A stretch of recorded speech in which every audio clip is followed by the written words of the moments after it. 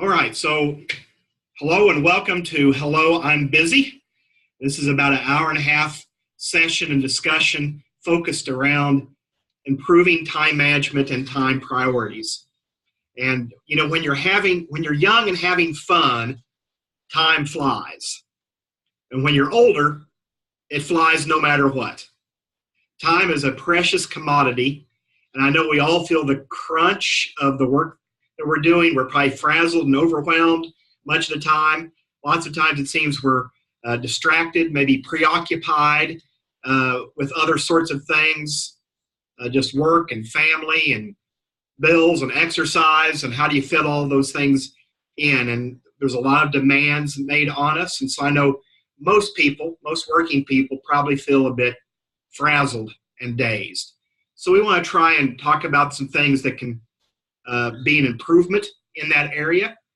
And it's safe to say that on a typical day, for most of us, our responsibilities, our requirements, our ambitions add up to more than we can handle, if we're willing to admit it. And so we see that even in our culture. It's really an American type of thing. When you ask people in business, how are you doing? What do Americans say? They say, I'm busy. And what do we say in response? Oh, that's job security, right? I mean, that's just the typical American response. In fact, this is a picture of how typical it is. A book that I was reading on this subject gave as an example a foreign exchange student that his family had at their house. And she was from an Asian country, and she hadn't been in the United States very long when she started introducing herself to people by saying, hello, I'm busy. You know, that was just what she heard Americans always saying, their names, and then immediately saying, I'm busy. So it is an American thing, but it is something that can be overcome. And we'll talk about this a little more later in this discussion, but I don't want to give the perspective that I'm preaching on this subject or that I have it all together.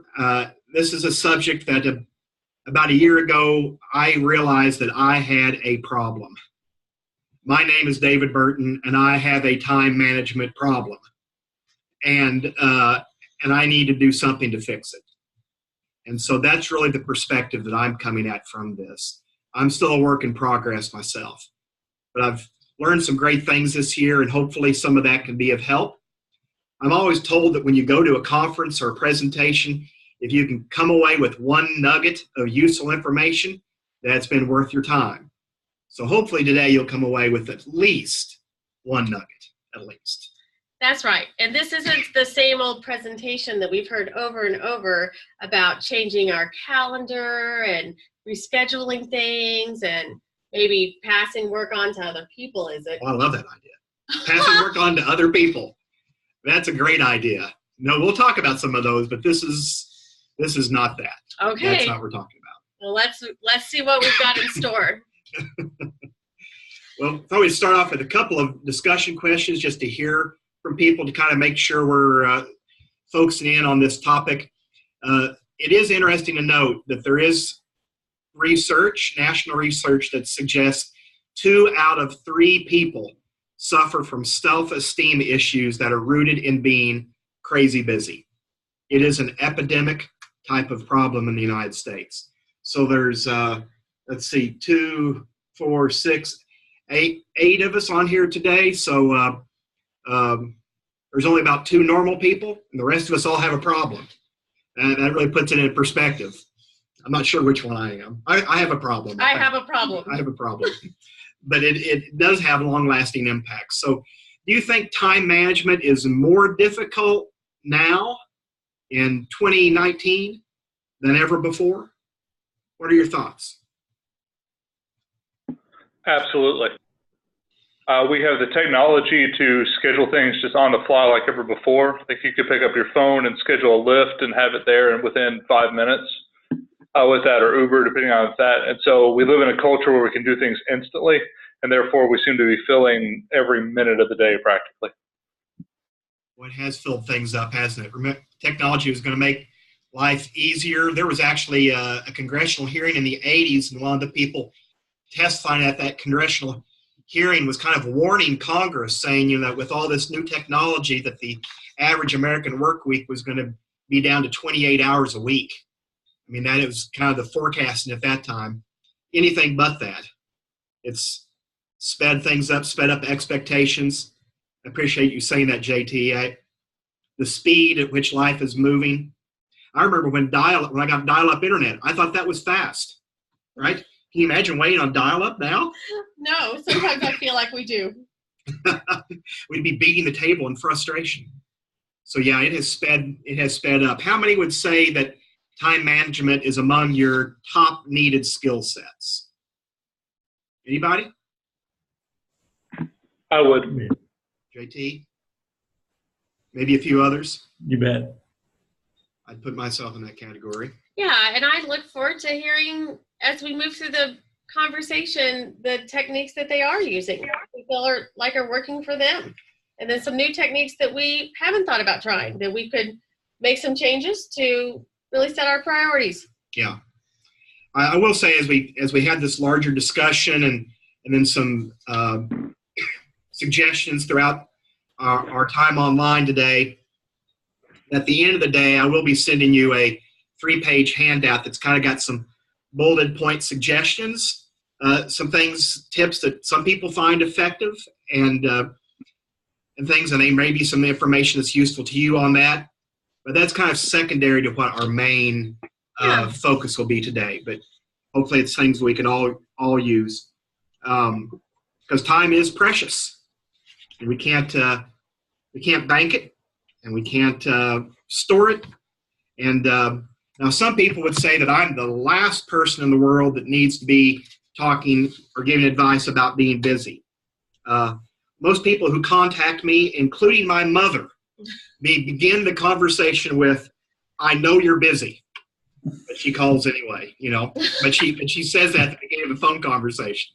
So maybe I'm the last person that should be talking about this. I was busy in high school, busy in college, busy with kids, all sorts of things going on, and it's been part of my history. But I think, like I said, I have recognized that I have a problem, and I've done a lot of serious work and self-reflection and reading this year to try and get a better handle on that. So maybe that makes me the perfect person to talk about being crazy busy.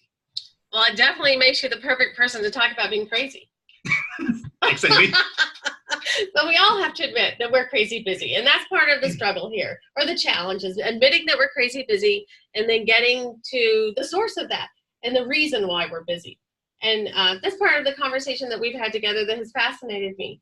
I didn't realize that those I'm busy feelings were rooted in performance, maybe, or anxiety issues. Yeah.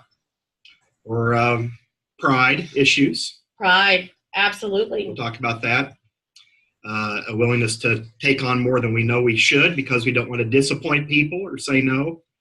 So yeah, I certainly have an issue here, and so I just want to be sure and make it clear. Just like Hans and Franz, are we sharing that picture, I guess? Yes. Some of you probably remember Hans and Franz from Saturday Night Live, and they're always saying, "Hear me now, but believe me later." So you're going to hear me now during the presentation, and maybe as you have time to think on this, you'll believe me even further. Believe me later on some of this. We mentioned time management techniques, and Amy's probably attended some. I know I've attended many programs over the years, even back into the 1990s. I can remember a couple time management programs. Usually they had a special planner that they were wanting to sell me, or they had a special book where I could color code my calendar better. Let's see, one of them had the 4 quadrants, where if I would just organize my projects in the 4 quadrants, right, I'd have all this magical free time. So there's all types of different types of approaches like that. The problem is many of those are just based on scheduling better. And yes, we do need to maintain a schedule and have that under control to some degree, but it's not just a scheduling problem. Now, more recently, I attended a conference, and I think Amy has attended this type of thing as well, where they really looked at time management as a cost, as figuring out what your value is per hour, what your business pays you per hour, and then knowing that you evaluate each task that comes along as to how much would it cost to do this task, how much of my time is invested in this task, and then she used that to determine whether or not you would proceed with it, correct? Yeah, but the problem with that is, how many times do we negotiate with ourselves on how valuable our time really is? And so if I figure out that my time's worth $50 to do this project, but I'm really interested in it, it sounds like a great idea, am I willing to negotiate the value of that time so that I can participate? Are you asking me? Yeah. Well, have I ever done that? Yes, I've done that. Are you kidding me? I think that's our challenge, is that we negotiate with ourselves so that we can do more. It's our own problem, right? It is our own own problem. We do problem. it to ourselves. We do it to ourselves. Yeah. Like, I'm really interested in that. I'll do that in the evening. I'll do it on the weekend. I'll take that somewhere else. And so that's an approach that some have taken by putting that dollar value on it, but then we do negotiate ourselves, and we're really back into the same type of situation. So, so I kind of found that approach unsatisfactory for me as far as a solution, and it still couldn't stop me from saying, how interesting. I would love to do that. It never stopped me from doing that. So there has to be a better approach. And so that's what we're going to focus in on today. You can see that in this cartoon that resonated with me, at least, this gentleman's bought a clock, but with the clock comes a huge manual on how to use time. Everybody's interested in using it more efficiently. And the culture is telling us, set deadlines, break down tasks, maybe limit your email, schedule, set up a better color code schedule, and you'll have time management nirvana, right? If you can just do all these things. And that's what the culture is telling us. But the problem is those methods first started in the 1930s. Those suggestions are the same approaches that we've been using since the 1930s. And I don't know about you, but a lot of things in business have changed since the 1930s. So why are we still using the same approach? How has our culture maybe impacted your pace of life? What assumptions or values have influenced your sense of time or punctuality, productivity? What are some thoughts? I know my biggest thing is it seems like everything's coming in urgent across my desk. So I could be my team could be working on 4 or 5 quote unquote urgent things at a time. Yeah. Tyranny of the urgent. Right? I think you saying that, everything is a right now, so everybody wants everything right now. So that's why everything becomes so urgent. People want their loans yesterday. So you're always rushing. And I think the expectations that people have are greater as far as if somebody comes in for a loan, for example, they think you can just whip it out, and they don't understand all of the behind the scenes work that goes into that, and the underwriting and the paperwork and the department that has to print the loans, and they don't get that. They think they can come in and they can just sign it right away. So I think just our overall society's expectations, probably because of the technology and the instant gratification we get of being able to pull things up really quickly and send things off really quickly. I think in general we've become a society that just expects everything really fast. Yeah, I think you hit the nail on the head there, Melanie, with that example. Not only do they expect you to get the loan paperwork done, they probably contact you 10 times a week to see where it's at, don't they? Yeah. Yeah. Which doesn't help speed it up any. They think they're the only customers we have. Well, of course, when you come into the lobby at your bank, you treat everybody like they are the only customer. You're always so nice there. Well, thank you. You really are. And that, I really do mean that. You guys do a great job of that. But certainly our American culture, as you mentioned, this hurry-up attitude, expecting things quickly, punctuality. I mean, I heard a lot of that growing up. Certainly, you always want to be on time because other people's time is valuable. If you're showing up late, you're saying your time's more valuable than somebody else. And that's just all part of that American culture. And it's all, focused on productivity and speed. That's a big part of what we see day to day. Another item that I heard them mention was time and how our sense of time isn't the same. And that was a realization for me that I set a different time schedule for myself, and that doesn't match with the people that I live with in my family or that maybe we do business with.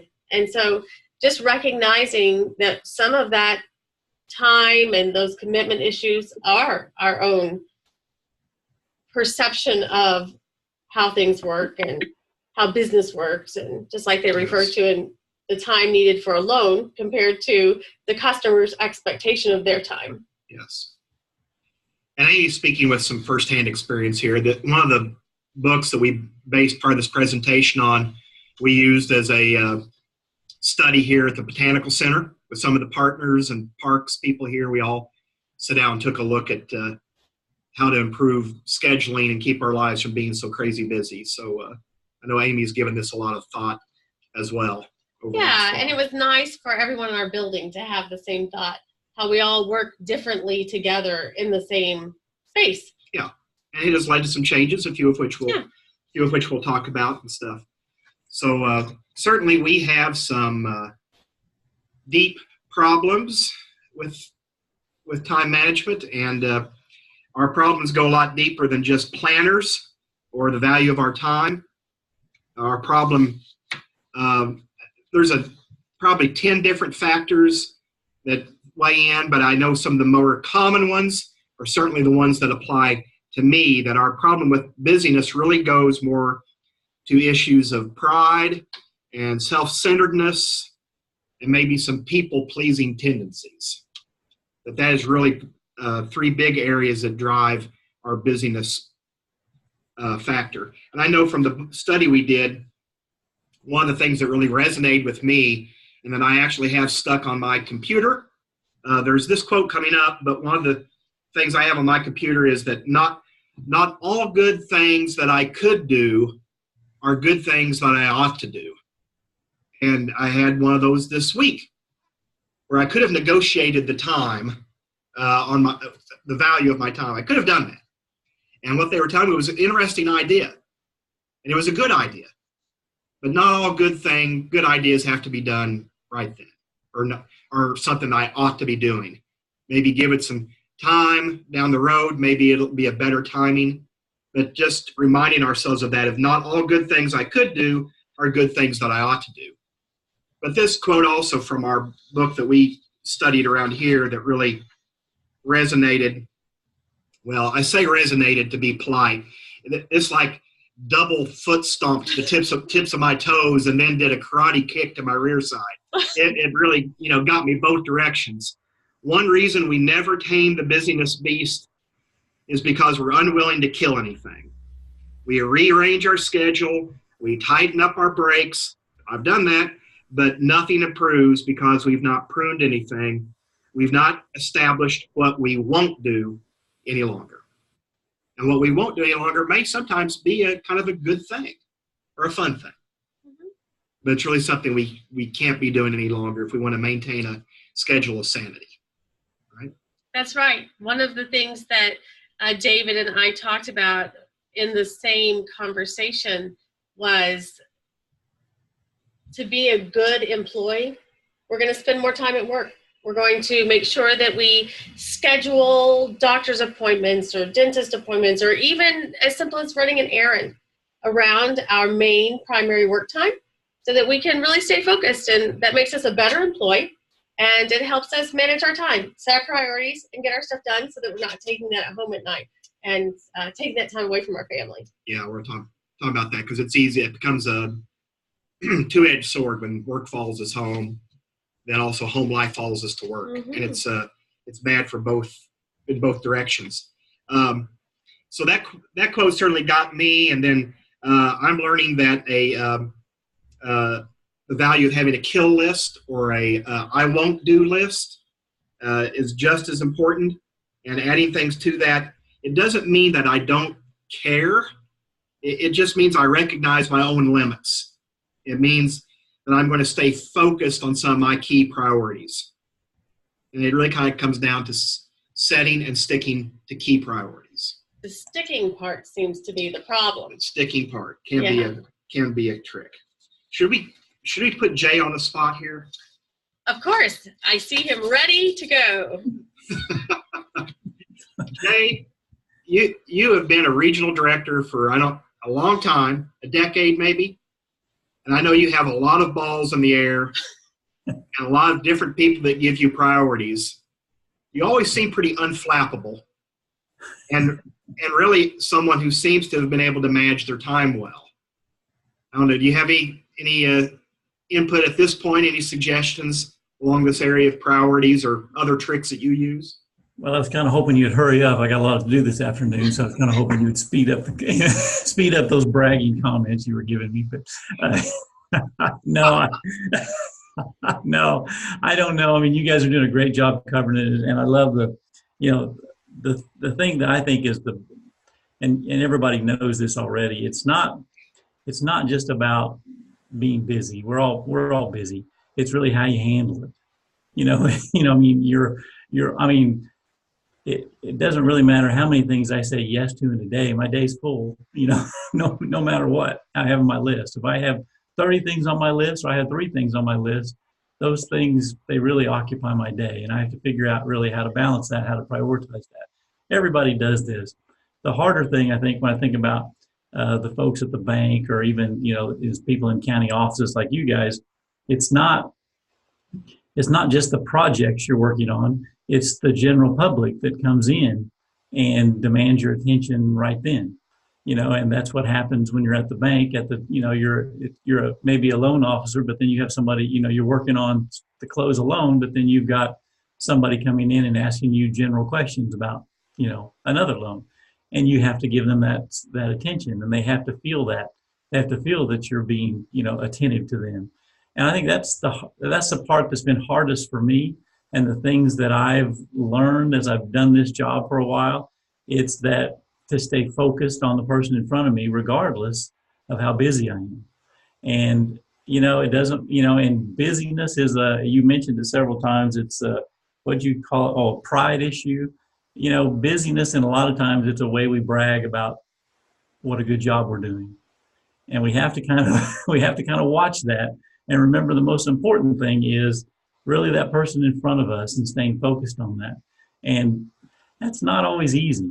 I found myself many, many times in meetings, and I'll have my body kind of walking toward the door as I'm talking to somebody instead of squaring up and talking to them. Even my body language, I'm like, okay, I'm not really paying attention.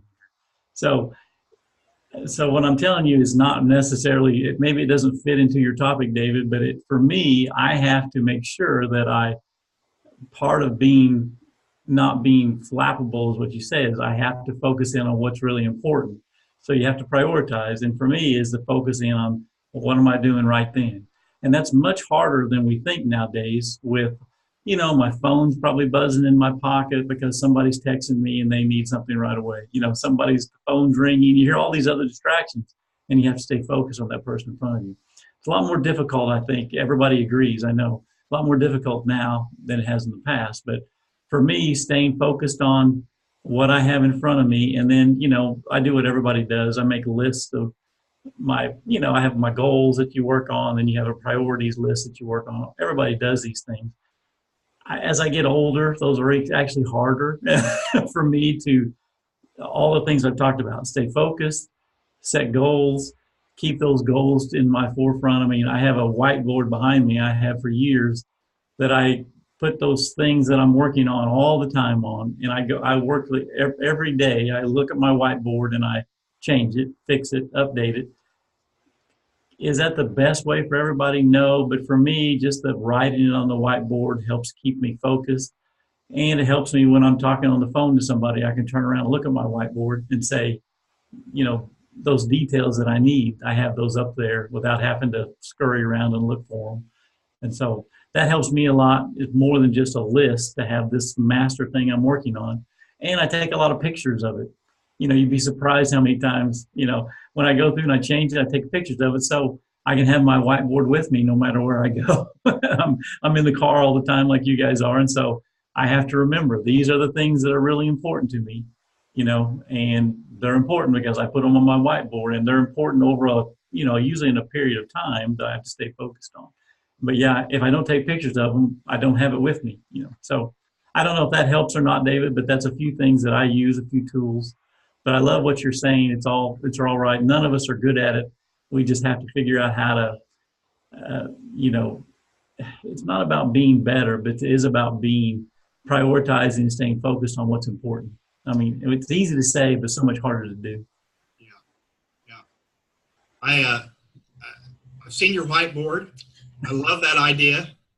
And you're saying goals, but those are really your priorities. Right, they're my priorities. I have goals too. I don't really put them on my whiteboard all the time. I usually do once or twice a year and take a picture of them too. So I have my goals with me, but as well as, you may write them down in a piece of paper too. But for the most part, I write them down, take a picture. Like I said, I take a lot of pictures. So I can kind of go back to it and say, this falls in line. Mostly it helps me reflect on, is this the type of project that fits in line with what I want to do? Now, some of my goals, I remember I was doing my evaluation this year, and I sat down, and one of my goals I abandoned. I had tried, for several years. I usually set 1, 5, and 10-year goals.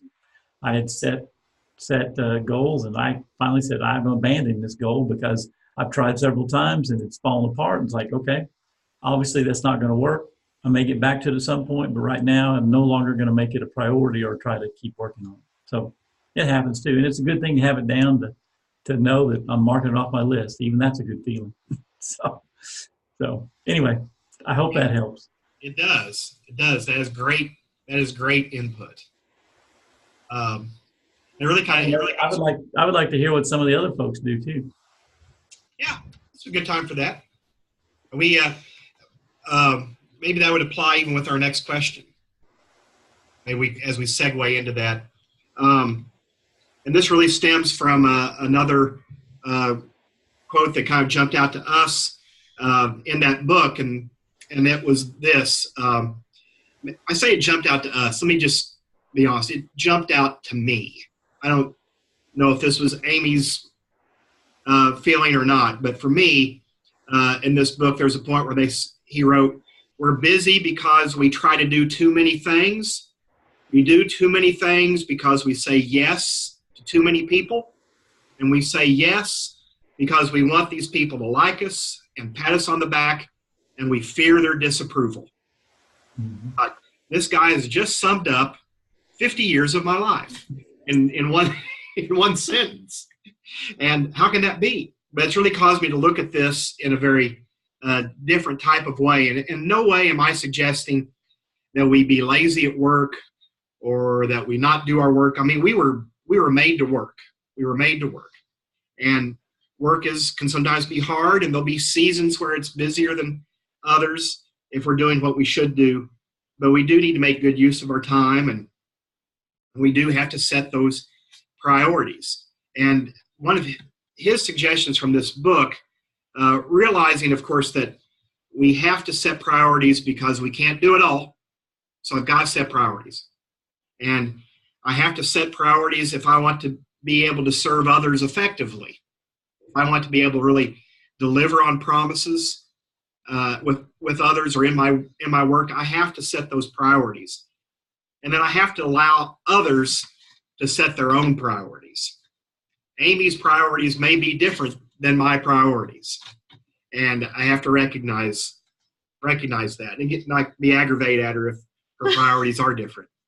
And but one of the questions that Kevin DeYoung uses to kind of help determine priorities or what he should do or things is asking him this simple question: am I trying to do good, or am I trying to make myself look good?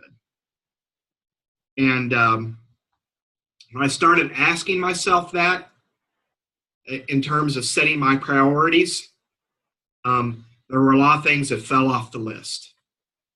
They were recognizable as things that I didn't need to be doing because I was probably doing them to make myself look good.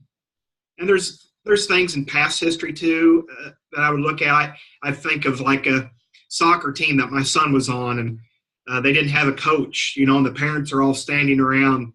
Who's going to coach the team? Who's going to coach the team? Who's going to coach the team? And I'm pretty sure if it was like most things, I'd probably gone to the meeting with my wife telling me, don't you volunteer to coach the team. But everybody's talking, and I end up agreeing to coach the team. I knew nothing about soccer. I had no business. Nobody else wanted to do it. And so, I'm sure I rationalized it all. I'm trying to help, and my son will get to play this way, and, all those things. And that's been, 15 years ago. But really, if I looked at it and said, am I trying to do good or make myself look good?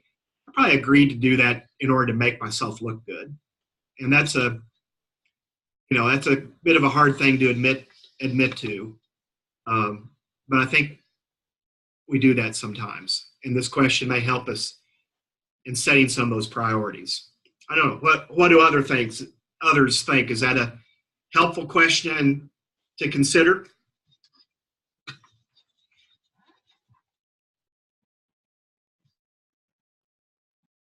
You can even flip it to the next one. I think we actually asked that on this next slide. But just maybe reflect on some present decisions you need to make about how to invest your time and energy. And how could the question, would I be trying to do good or make myself look good? Does that help with making wise decisions?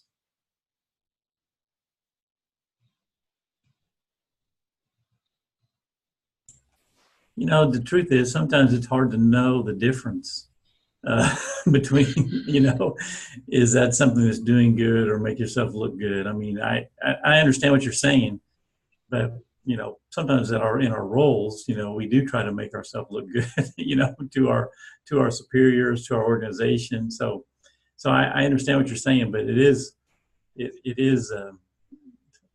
even that's not easy to decide on every issue. Yeah, it's not. One of the keys for me was the statement that you said, I must set priorities if I am to serve others more effectively. And we know that, just like you said, going into the situation. And I've heard you say it yourself. How many times are you sitting there and there is a need and you can fill that need and you find yourself saying, yes, I can do that. When in your head you're saying, no, stop talking, don't volunteer. It is so difficult, that line between setting a priority, but also being able to serve in a role that does truly help others. Yeah. And there's, some questions we can ask in those types of situations of other people to get others involved. It doesn't always have to fall on our shoulders. And just getting away that if I'm going to meet my priorities, or in Jay's case, his goals he talked about, if those are really my priorities, I'm going to meet those. And that's what I need to stay focused on. And that really, it's not that I don't care or that I'm not interested. It is a way to prioritize the most important things or the big things that need your attention. And it gives you a framework in which to look at other things that come along and say, that is not as important right now. Doesn't mean it can't be important to somebody else, or somebody else isn't suited to do it, or maybe there's someone else on the team better to do it. But for me, this cannot be a priority now if I'm going to do these other things. Do I hear you saying again, sticking to my priorities? Sticking to my priorities. That's hard, sticking to my priorities. And I know we talk about this later on here too, but I'll mention it now because it seems to fit as well. I know I saw this in my own life, and the book talks about this some too. We make things more complex, more challenging on ourselves by blending work and home together. And it happens because we're trying to get more done. We've worked hard at work maybe, and we've got this big project, and so we take it home and we work on it. And maybe we work on every night at home that week. And then what happens? There's a whole lot of things at home and with family that don't get done as a result. And maybe there's calls that need to be made or bills that need to be paid. And so what happens? Those calls and those bills and other things end up coming to work with us in order to get done. And then work doesn't get done. And so work comes home with us. And so it becomes this cycle. And the downside to that, I mean, the danger side of that is then you never feel like you have a break from work. You feel like you're never away from it. And, having a day in the week when you can kind of hit pause and be still and not have something to do, that's a good thing. To have time in the evenings with your family and kids, that is a good thing. And I think I had a cycle where I was bringing things home, then home things had to come to work sometimes, and it was because I was really overcommitting and taking on too many things. It became a cycle. So we've got to watch that. We've got to set those priorities. It may require us to say no to some activities, maybe even no to some good opportunities. And we've had a few of those in our office here recently that we've talked about, great ideas, but we've had to say no to a couple things. So there are a couple of steps to consider that we're going to talk about, and then there'll be an additional follow-up piece after today's presentation, but a few steps to consider to help us not be so crazy busy. I love this little cartoon, this gentleman. The key to time management is strict, disciplined adherence to a rigid schedule while remaining flexible enough to let anything happen at any time. That made me chuckle because I think I've heard that said a number of times before. But part of time management or preventing ourselves from being crazy busy involves making wise choices. What is the outcome that we want? Being focused on that outcome or those priorities, being disciplined enough to say no to some things. Yes, at times there will be urgent distractions, but let's be honest, at times we also procrastinate and make our situation more difficult. And when you have a to-do list with 7 easy projects and 1 big project, how many of us would put off the 1 big project to do the 7 easy projects, right? And then others come along and take their place. That's called the tyranny of the urgent. And here's another example, or a practical example, I guess, of how we sometimes manage our time. I love Lowe's. My kids grew up calling it the daddy store. My kids don't go with me any longer. My dog does. But I still love going to Lowe's. And so let's pretend that I saw a cash and carry sale on a brand new battery-operated drill for $23.95. So I took $24 with me to the store and headed off. As soon as I walked in the store, a display caught my eye. It was for a really unique three drill bit set, $3.95. I picked it up, and then I'm going on a little further, and I get to a tape measure, realizing I've lost mine. This looks like a really neat one. It's only $3.50, and so I pick it up too, and because it looks like a great buy. And then I get to the cash register, and I realize I only brought $24. I don't have the money for this one day sale, this 1-day cash and carry drill bit set. Now, if I went home and told my wife and kids, I got to the store and I bought these drill bits and this tape measure, but I missed out on the special 1-day sale, would they feel sorry for me? No way. No. I'm not going to get any sympathy for that. And it's really the same way with our time, $24 or 24 hours.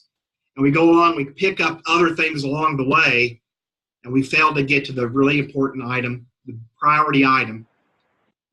Discipline, perhaps. I mean, it's an aspect of that. And that's, but when we do that, people aren't going to feel sorry for us. No in sympathy. the least bit. No sympathy in the least bit. A Lowe's card would take care of that, David. Yeah. Thanks, Jay. Yeah, unfortunately, I have one of those. That would get me 5% off, too, as a matter of fact.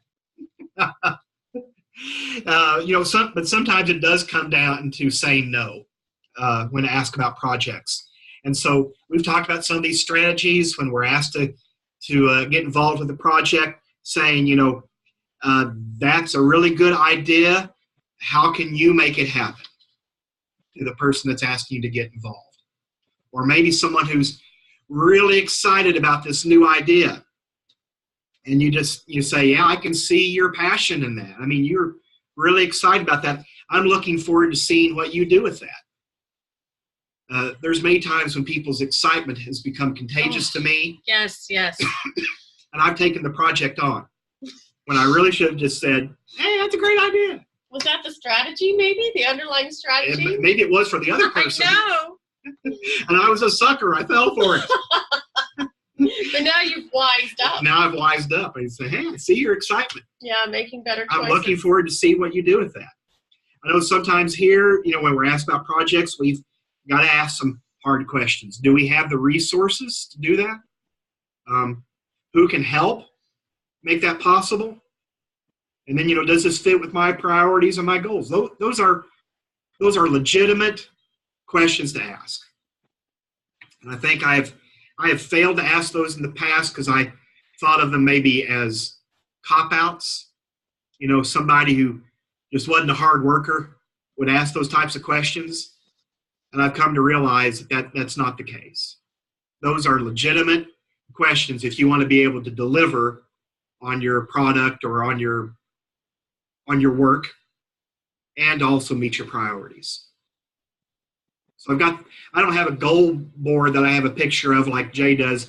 I have those questions on a screenshot on my phone to remind me when I get hit up for new things, these are the types of questions I need to be asking. Thank you. And those are good conversations to have. I've noticed as we've started having more conversations about, do we have the resources? Who can help us get this done? Is this a priority? Does it fit into our larger organizational plan? Is this the path that we need to move forward with now? It is a good idea, but maybe it's something that we worry about at a later time. Those become infectious almost within the organization, and it helps us hold each other more accountable for the work that we're doing and recognize that we need to have answers to some of these questions before we present those projects, and really talk in depth about moving forward. And that helps us to protect that time with one another. Yes. Yeah. And I've already seen benefits of that. I mean, it's not just theoretical. It's not just crazy talk here. I've seen that play out already. On Monday, I got hit up for a project on that morning. I asked some of these questions and said, I just, I'm not the right person for that. It's not on my list of priorities. I just don't see how I'm an asset to that. And I think the person maybe left a little frustrated. And then our council met, and at the end of that meeting, one of our council members talked to this person and found out they had a shared interest, and he volunteered to help with the exact type of program that she was talking about. And if I had jumped in, that would have taken that away from that council member who would be an asset. And so it may be in our other lines of work too. I mean, we may be taking things on that we're not best suited to do, that we're actually stealing it away from someone who would be better suited to do the work. And just by taking a pause and thinking about that. But there's some other benefits to this too, a couple of discussion questions here coming up, I think next. There's whole books written on this idea of margin. By leaving some margin in your life, you can actually respond to emergencies or important things that come up at the last moment. People sometimes wonder what that is. And in one of the readings I'd gone through, Swenson says margin is the space between your load and your limits. It's that space between there. And you need to have margin to be able to respond to things that come up. And it's an important thing to have in mind. Does anybody that's on our conversation today, do you typically plan margins into your weeks? And if so, what does that look like? Yeah, this is an opportunity for us to learn too, because I'm interested in hearing how you do plan margins so that you can meet your own goals and priorities that you have. Does anybody plan margins? Very recently, I've started blocking off my calendar the first 30 and last 30 minutes of the day, just to meet with my team on anything that comes up during the day or whatnot, and for just daily check-ins. I love that idea, JT. I think that's a wonderful way to give yourself some margins. And that's something that I saw the light go on for David just now. I went, oh, that's a great idea.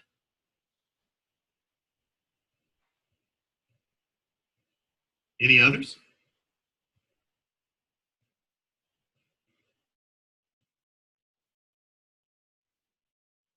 The second question goes from being conversational in our presentation to meddling. We're going straight into meddling. Do you get enough sleep? And what adjustments do you need to make if you're not getting enough sleep?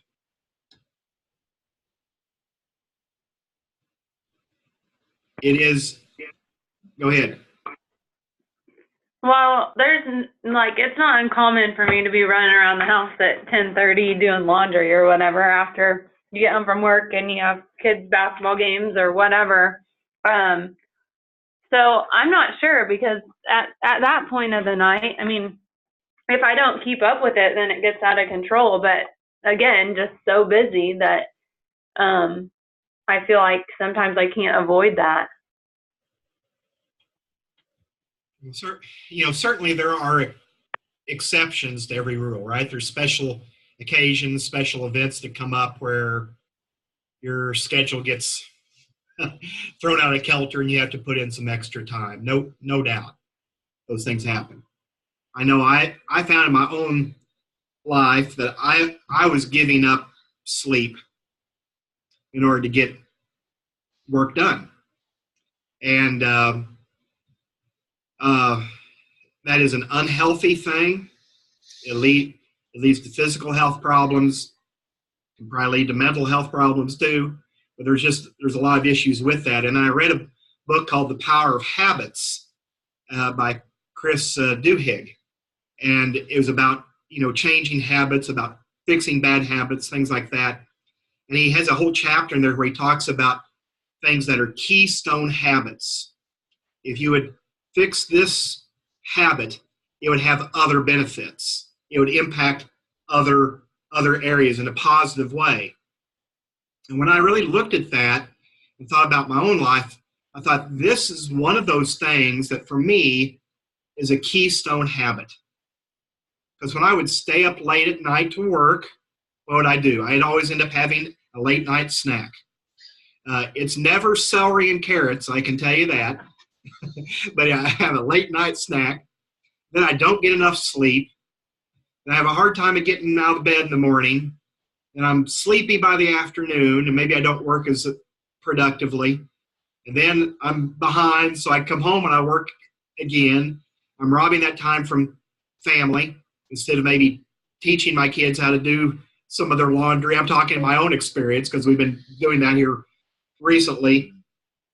I've not heard that much wailing and gnashing of teeth in quite a while since we've been doing the laundry training around our place. But anyway, it seemed to affect so many areas, and so I've made this concentrated effort to do 7 to 8 hours.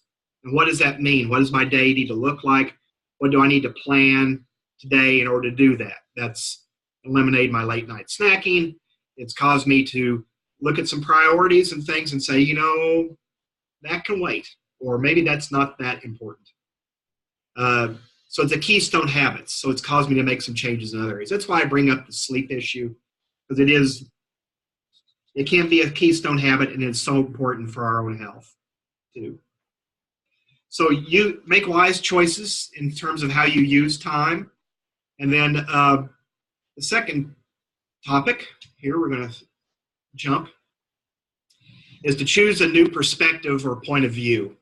Now, the idea here is that when we get really close to our business, we kind of lose an insight, a fresh insight for the problems that exist. And sometimes we lose a perspective on what we can do to fix things. I mean, yes, people and relationships are key. Relationships with staff, with counsel or clients or customers. Those are all very, very key to what we're doing for all of us.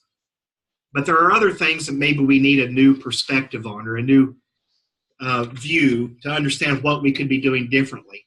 I think of, for example, the Pixar movies, A Bug's Life, if you've seen that one of my favorites. The writers and creators of that movie spent weeks crawling around on the floor. They had all their staff meetings on the floor. They had the writing sessions on the floor, out in the grass, all from a bug's perspective. And it was such a success that when they did Finding Nemo, they did a similar type of thing. They did scuba diving. They had all these planning meetings from the perspective of Nemo, and it gave them a better view for writing those stories. And I think we would probably agree those are both pretty classic Pixar movies. I'm pretty sure in both of those I laughed louder than any of the kids at the movie. So those are great examples. And sometimes you have to go to extremes to get a new perspective. And so I'm going to read this to you just because it's one of my very, very favorite stories, and I think one of the funniest ones. This is from the LA Times, 1997, March 10th, 1997. Larry Walters was a truck driver, but his lifelong dream was to fly. When he graduated from high school, he joined the Air Force in hopes of becoming a pilot. Unfortunately, poor eyesight disqualified him. So when he finally left the service, he had to satisfy himself with watching others fly the fighter jets that crisscrossed the skies over his backyard. As he sat there in his lawn chair, he dreamed about the magic of flying. Then one day, Larry had an idea. He went down to the local Army-Navy surplus store, and he bought 45 weather balloons and several tanks of helium. These were not your brightly colored party balloons. These were heavy-duty spheres measuring about 4 feet across when fully inflated. Back in his yard, Larry used straps to attach the balloons to his lawn chair, the kind that you might have in the back of your yard. He anchored the chair to the bumper of his Jeep, and he inflated the balloons with helium. Then he packed a few sandwiches and drinks and a loaded BB gun, figuring that he could pop a few balloons when it was time to return to Earth. His preparations were complete. Larry sat in his chair. He cut the anchoring cord. His plan was to lazily float into the sky and eventually back to terra firma. But things didn't quite work out that way. When Larry cut the cord, he didn't float lazily up. He shot up as if fired from a cannon. Nor did he go a couple of hundred feet. He climbed and climbed until he finally leveled off at 11,000 feet. At that height, he could hardly risk deflating any of the balloons, lest he unbalanced the load and really experience flying. So he stayed up there sailing around for 14 hours, totally at a loss of how to get down. Eventually, Larry drifted into the approach corridor for the Los Angeles International Airport. A Pan Am pilot radioed the tower about passing a guy in a lawn chair at 11,000 feet with a gun in his lap. Now there's a conversation I would have given anything to have heard. LAX is right on the ocean, and you may know that at nightfall the winds on the coast began to change. So as dusk fell, Larry began drifting out to sea. At that point, the Navy dispatched a helicopter to rescue him. The rescue team had a hard time getting him because the draft from their propeller kept pushing his homemade contraption further away. Eventually, they were able to hover above him, drop a rescue line, with which they gradually hauled him back to safety. It was a difficult maneuver, flawlessly executed by the Navy. As soon as Larry hit the ground, he was arrested. But as he was led away in handcuffs, a television reporter called out, "Sir, why did you do it?" And Larry stopped. He eyed the man and then replied nonchalantly, "A man can't just sit around all day." So that is from March 1997 LA Times, one of my favorite stories of all time. But as I was thinking about a new perspective, I'm not sure I want the 11,000 feet altitude perspective, but sometimes we get so close to our work and what we're doing that a different perspective, maybe from someone else sharing with us, or maybe something we do about how we go about our own work and day, can be of great benefit. I don't know if anyone else has anything they want to add here in terms of perspectives, or if you have floated in a balloon before.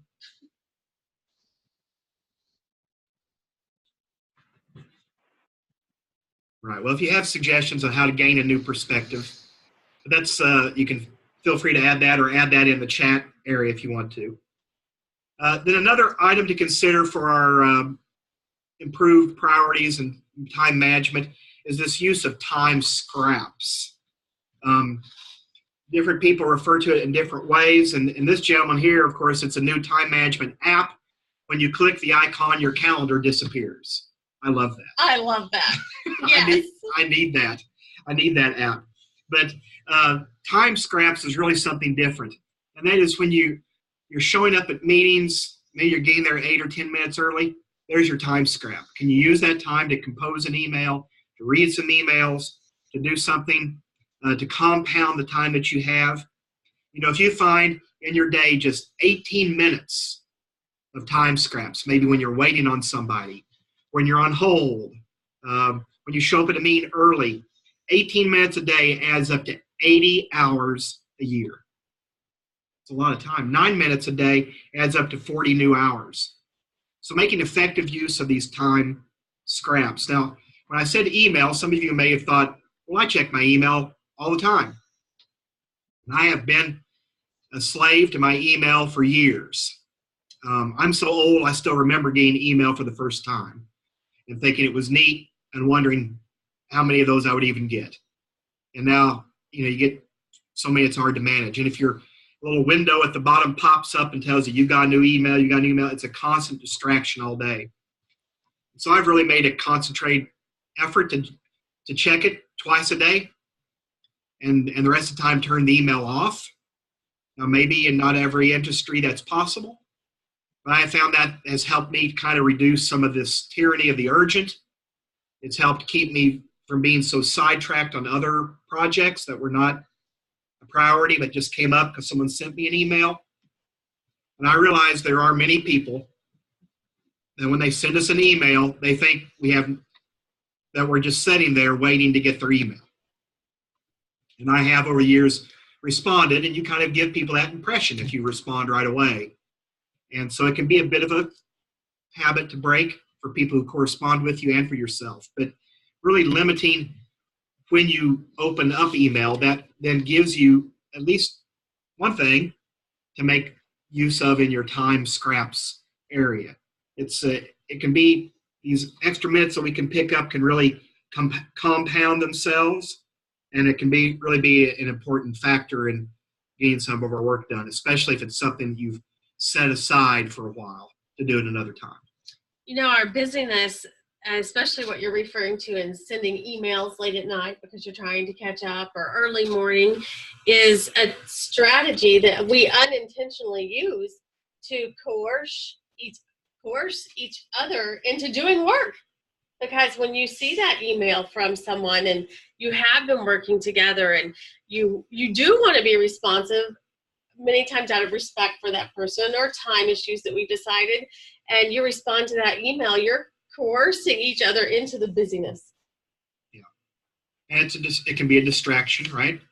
Distraction away from the work that you're doing. And we're going to talk about some of that too. But maybe, making effective use of time scraps is something worthy of sharing, considering. what kind of things tend to distract us from completing our task in a timely way? Is email a distraction, or are there other things that are distractions? Yesterday, while writing a really short email, I had 4 people come to my desk and talk to me in between about 2 or 3 sentences. Yes, the room distractions, everybody popping in. And it takes a while to get refocused. People that watch these things and study them say it takes 3 to 4 minutes to get refocused back to where you were prior to the interruption. And that doesn't even take into account the time you lose with the interruption. So I think I talked about this later in one of the strategies we've used here. So I'll let other people talk here. I guess I was just going to say I agree with JT. I started emails before in the morning, the first thing in the morning, and I look at the end of the day and I'm still on the same email. And it wasn't a long email. Just never got it finished. And yeah, it's the way it works some days, unfortunately. Irony of the urgent. I mentioned only checking emails at intervals 2 times a day. I have a friend who does it just once a day. I'm trying to make it 2 times a day unless I'm at a meeting and I have time scraps, and then I'll use my phone or something to answer then as part of my time scraps. But I have another friend who does something called Phone Free Friday, and so I'm giving that a try. My wife's urging brought my phone with me in case there was emergency. She felt like she wanted me to be able to be reached by call or something, but I've tucked it into my backpack and set it aside so I don't have this constant reminder of potential distractions sitting there, always pulling at me. And it was Phone Free Fridays have been a good thing. It's turned it into a pretty productive work day by avoiding those. Are there other things that the group is using to limit their distractions and their interruptions? Do you have other ideas you can share?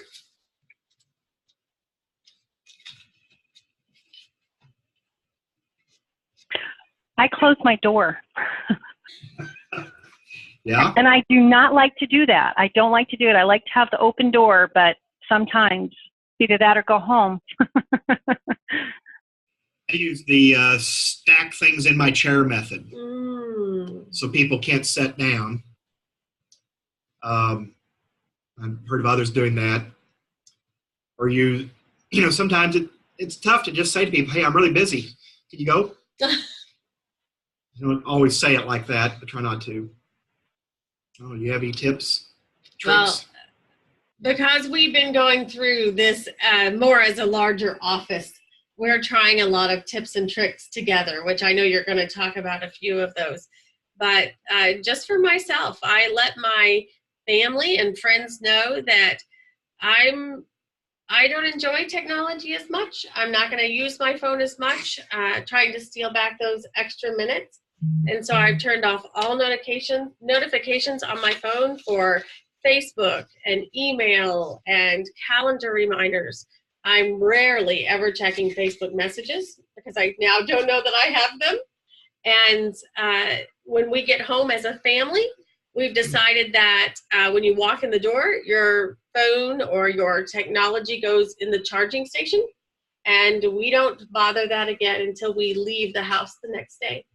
There are a few exceptions for homework, but beyond that, we're trying as a family to just be more together and less distracted by technology. We're also hiding the remote to the TV.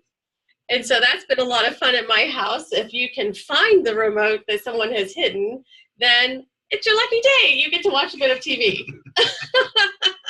which could be frustrating, but it can also be great fun. Well, television can be a big time killer for sure. Yeah. About stuff in the home. It's not all about work, David. No, it's not. No, we got to have a little bit of fun, right? And laugh a little. There you go. We'll go on to the next one then. One of the other suggestions is to keep 2 lists. Now, this is Dilbert. We're not recommending his list. He says, I can teach you to manage your time more efficiently. Put all of your high priorities on one list and your low priorities on another. Then do everything on both lists, even if it kills you. Otherwise, you're a loser. So those are, I'm not recommending Dilbert's approach to the two lists, but we are recommending and trying to use a to-do list and a stop doing list. And, spend time in not doing certain things or recognizing that this is something I've been doing that it's kind of a waste of time. There's probably, or maybe there's a better way to do it. The do differently list, even adding it to that. Our days are numbered, and we need to have wisdom on how to use that time efficiently. And this is what we're talking about, and training that busyness, taming that busyness beast. And so if there are some things you can look at and say, that is really not that important, adding them to your do not do list.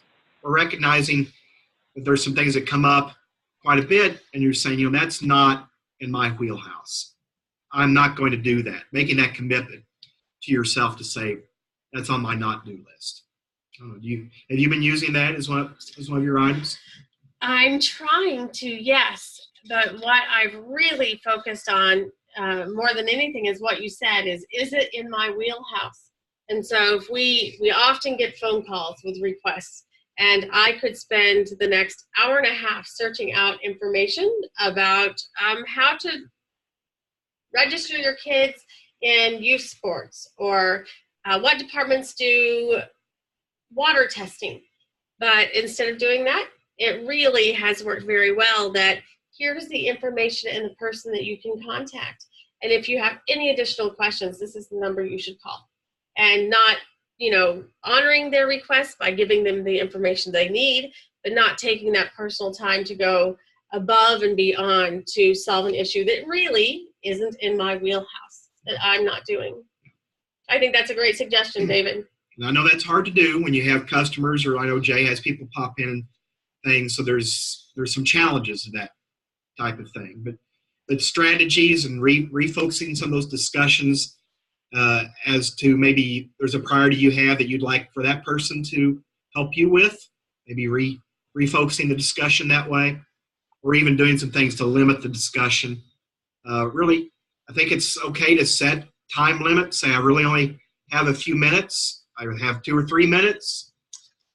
Stacking things in chairs so people don't sit down, those types of things. But keeping 2 lists, too, that you can be mindful of what it is you're really deciding not to do anymore, or that you're not going to do list. And then, the Stephen Covey plan with the 4 corners, where you have urgent projects and things that need to be done, important and less important items. This is on one of the handouts that I'll send to you on email later today that you can read at your leisure. But oftentimes people will pick off the most important item, the important and urgent item, and then they drift down to the important but not urgent items. The urgent but less important items, which is like the easy things, like I can knock this off real quickly. But really you should go over to the important but not urgent type of projects. If you'll do that, you'll be surprised as to how many of those that are less important really take care of themselves or go away. Or you recognize that's really not that important for me to do. And what a great feeling when you lose that to-do list and it suddenly appears weeks later and you go, look at all those things on that to-do list that just took care of themselves because I was getting other things done that were really important. So it's a good feeling when we're able to move things off of that to-do list naturally in the course of the work that we just do every day. And one of the things that I was doing that was a real time waster and also adding frustration was using my email as my to-do list. I'm out somewhere and I think, oh yeah, I need to yes. Tomorrow's boss's day. I need to get my boss something. I'd send myself an email to remind me of that. Well, then it just fills up my email box. And it became sort of a cycle of frustration a little bit. I've started using an app called Wunderlist, and that's W-U-N-D-E-R list. And there's a website or an app, or they both sync up real nicely. You can set deadline date, reminder times for it. I'm using that as my to-do list, and I found that really effective, timely, easy to use, less distracting in terms of my email. And then that has allowed me to really focus on something else with my email, which is, there used to be an adage among time management was to touch every piece of paper once. When you got a letter or something in the mail, you wanted to either reply to it and deal with it, or file it, or discard it. And that for years was taught as the method of dealing with paperwork in a timely way. And I've tried to take that and apply that to my email. And so when I get an email, I'm really only going to read it once. And then I'm either going to file it, deal with it, or trash it, just like I would a piece of paper. And so I'm not filling my email box up with reminder items that were driving me, or filling my box. It's really things that I need to respond to and deal with. And my goal, I've been doing this for several months now, has always been to go home in the evening with an empty mailbox. And I know that sounds like crazy talk, and because, Amy's probably the same boat. I would get hundreds of emails a day. So I know this sounds like crazy. But I've been on a run here for several weeks, going home every night with an empty inbox, because I'm either responding to it, filing it, or trashing it. Okay. And my Wonder List is my to-do list. And I found that to be a big time saving, and it helps, just the anxiety, the frustration of looking at an inbox that just had all these messages and all these to-do things. It was just overwhelming. It was overwhelming. So that's been a big help to me. I think this next question we've actually already asked. I think I asked it twice. And we'll talk about some other time killers here. I need you to mark your calendar with another date on your calendar. So people are always adding things to your list, and what are some things we can do to manage some of those time killers. I think one of the bigger ones is collaboration. We talk about that a lot. We have meetings and we do it really poorly. The meetings become a waste of time. People leave, they're unsure of what they're supposed to do. So really working to have stand-up meetings, or meetings that people leave knowing what it is they need to do to make collaboration more effective. Otherwise, it's probably a waste of time, the way we've been doing it. And I know you teach some sessions on that sometimes too. Yeah, I'd have to say this is my personal pet peeve about meetings. When I've taken a new approach, I guess I have to say. When I'm scheduling a meeting, on the agenda, I am listing our deliverables. When we walk out of this meeting, this is what we have to have. And I'm trying to use cues. I see so-and-so needs to go ahead and leave the meeting. We're having people drop off. Let's go ahead and wrap this up to try to shorten those meetings. But another piece is when I'm working with our partners and I want to be respectful of their time, I'm also thinking on my behalf, how am I going to bring the deliverables to the table with me so that our meetings are as productive as possible and we're not wasting each other's time. Yeah. And I enjoy when our partners do that for us as well. So it's a good time killer to manage. It is. Manage more effectively. And the interruptions, I think we've heard about that. People coming into the office. I've got to say, probably one of my biggest interruptions over the past has been this little device here. It hasn't made life easier. Now people can email me, they can text me, they can call me, they Facebook message me. It's an endless thing. So setting that aside, I appreciate what you're doing with your family. That's neat, but those can be a real time killer. No. There's a danger in this sort of media addiction that we get with smartphones and Facebook, social media, It's called acedia. It actually leads to apathy and lifelessness. This media addiction that's being studied and looked at. And technology use can really contribute to that. Would you say there's any evidence of electronic addiction in your own life? Are there some changes that you need to be making in that area? I think this is meddling also, this question, but maybe you don't want to answer out loud, but maybe some of you may.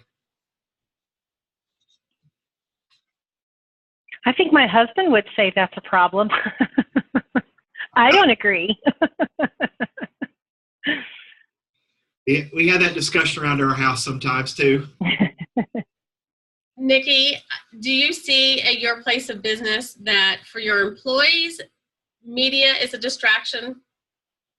Absolutely. And how do you address that? Absolutely. Well, we have a very casual atmosphere here, but there are occasions when people take that to an extreme and we have to kind of reel back in and have a discussion about it. I actually have people coming in here showing me the funniest thing they've seen on YouTube today. So, and that's fine as long as it's not interfering with work. And that's where we, when something like that happens, we have to have that discussion. I want them to feel like, we spend a lot of time together and I ask a lot of them. So it's important that we do have that culture here, but they know how far they can take that and how far they can't. There is an expectation. Yeah, I hear you saying that, Nikki. Clear expectations. Yeah. One of the recent studies I had read from people that do this sort of thing, that measure time in the office, they were saying that on average in the typical American office, we waste 2 hours a day. And a big part of it is the social media distractions and the side conversations and things like that. Now, you're right. You got to maintain relationships, and that's an important part of being able to have a functional office place and getting work done. But for all of us, for us, there's always room for improvement here in this area. It's gotten more challenging with all the technological options, not easier. So I know our time is winding down, and there are some follow-up handouts that I'm going to send to you, and I wanted to be able to allow a little time for some questions too. So I'm going to in this case skip over the case studies there and just reference a couple of books that I've read recently along this topic. Crazy Busy and Tyranny of the Urgent are two that I've read. They're both, in fact, Crazy Busy is actually called Crazy Busy, a mercifully short book about a really big problem. And both of them are easy, fast reads. I think Free to Focus by Michael Hyatt is a really good book on the topic. And Eat the Frog is one by Brian Tracy. It deals with time management. There are some current ones, but really, if you search on Amazon for books on time management, there are over 50,000 titles. So there's lots to pick from. These are just two that I have found to be really, really helpful to me and where I am at in life. So the little handout I'm going to send to you by email is going to touch on a few of these things that we maybe have talked about here. Some sort of the planning and having a process, touching it once, whether it's paper or email. Office logistics and respect. We have started this in our office. We have power hours. That's 9 to 11 in the morning and 1 to 3 in the afternoon. And we ask that coworkers not interrupt other coworkers by land, by air, or by sea. That means not by phone calls, not by land coming in and talking, or by sea, not when you're heading to the bathroom. Don't stop off for a conversation. There's nothing that drives me crazier when I hear my colleague headed down the hall and you hear someone else from their office yell, "Hey, Bob, do you have a second?" and you know that they've taken a break, they're running to the first aid station, and they were, who knows what's happening. But that interruption on that just passed by an office can really add up to time. It adds up a lot. And so we're trying to focus on those power hours, and then we got that 11 to 1 frame. We can have fun, have conversations, try and schedule our meetings during that time too, so we can really focus on a couple of key blocks of time for focused work. But it's also a reminder for me. I have it posted on my computer in my office, and it's a reminder to me if I need to ask a question of my colleague between 9 and 11 or 1 and 3, I'm going to respect their time as well, and I'm going to find a different way to do that isn't as much of an disruption. So it's just as much for me as it is for other people. So it's just a thought. It might not work in all places, of course, and that's one of the things on the handout we'll send you. It's about scheduling yourself and delegating well, keeping work at work, home at home, and not important but due soon. A little more on that topic. So we'll send that by email. But we do have a little more time, about 7 minutes or so. If you have some questions or some other things you'd like to discuss, we'd love to hear that.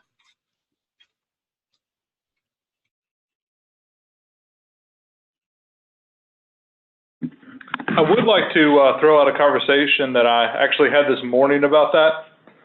It was expressed to me that I was a little, I'll back this up a little bit. We use something similar to Wunderlist to keep track of our task at work. And I'm finding out that it's not appreciated that we manage that way in terms of putting tasks down and firm due dates and that kind of thing.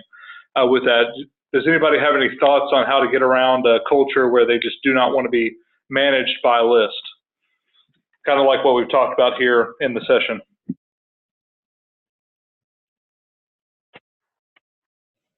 Anybody on that? JT, I came up through newspaper background, so I love lists and deadlines are what I'm all about. Ingrained in me. But someone else, maybe.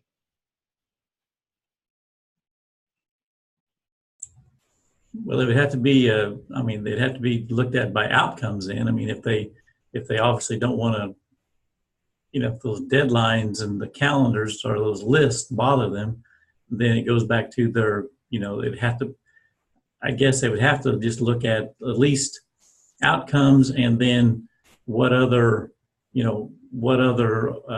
benchmarks that they hit as they reach those outcomes. So I guess, maybe that's not a list, maybe it's the same thing, but that might be another way for if they don't appreciate that one way. That's just a suggestion, I guess.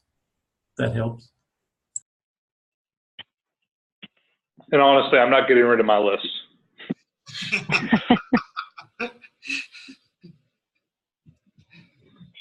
Speaking of lists, I learned a time management procedure several years ago. It's called mission control, and you basically make 3 lists. The first is doing now, the second is not doing now, and the third is never doing now. And the idea is to get to your never doing now list is your list of those things you really would like to do, but you don't have time for it. So the idea is to get your doing now list small enough that you'd actually be able to move some of those things up. After you get those lists established, your doing now list is actually your working to-do list. And you don't want to have anything on there that's maybe more than a week or a couple of weeks or something like that. And then you take each task item on that to-do list and you find a place on your calendar and you put it on your calendar, no matter what it is. And that allows you to actually see what you've got going on. I've used that for a couple of years now, and it is very helpful. I haven't gotten anything done on my never doing now list, so I don't know how really effective it is, but it works for me. That's a great idea. Thank you, Nikki. I like that idea too, Nikki, especially because one of the conversations we're having is to create margins of time so we can get that to-do list done. But by taking the to-do list and inserting the items onto your calendar, you really are building that into what you have to do, not just the meeting that you're running to or the deadline you have to meet. So I appreciate it. Thank you for sharing that, Nikki. You bet.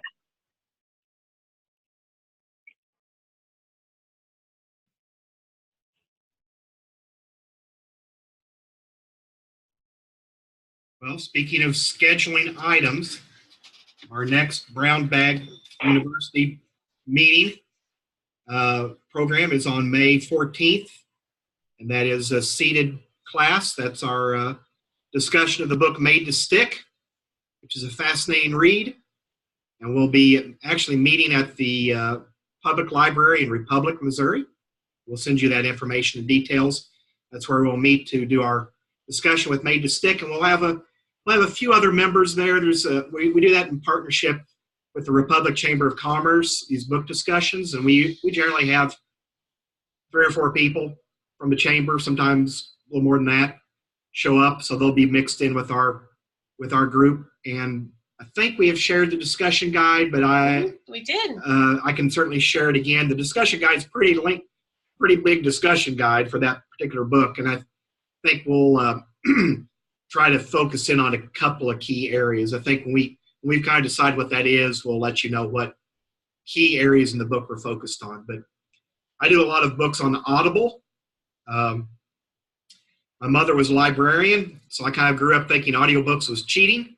But I have come to discover that it's a great tool, and really I think I get as much, maybe more out of it than I certainly do more reading that way, which is a benefit. So this is a good book, and would recommend you investing a little time in it. And we'll see you at that next session. Anything else, Amy? I don't have anything else. If the group doesn't have anything else, you're welcome to check out, and we'll see you on May 14th. But David and I also stick around for a few minutes. Thanks for attending. It was a joy to be with you today. Thank you, guys. Thank you. Thanks, guys.